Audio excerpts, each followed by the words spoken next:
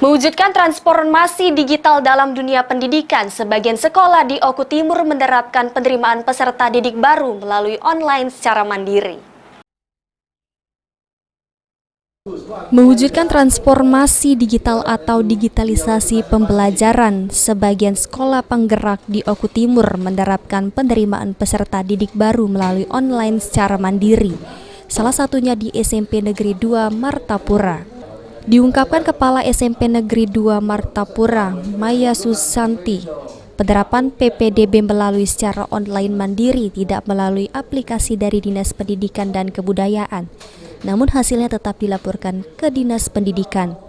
Di dalam sekolah penggerak ada transformasi digital atau digitalisasi pembelajaran. Pihaknya menerapkan digitalisasi pembelajaran itu di dalam penerimaan peserta didik baru. Dan dari Dinas Pendidikan tidak memaksakan. Dipersilahkan bagi sekolah yang mempunyai aplikasi sendiri, tapi harus tetap hasilnya dilaporkan di Dinas Pendidikan. PPDB di SMP Negeri 2 Martapura tahun ini, Bu?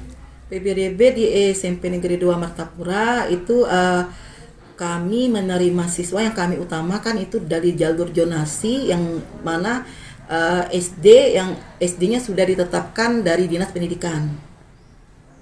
Oke, Bu, untuk pengajuan kuota kita sendiri ke dinas itu berapa, Bu? Nah, selain itu, selain jalur zonasi, ada jalur apa lagi kita ini?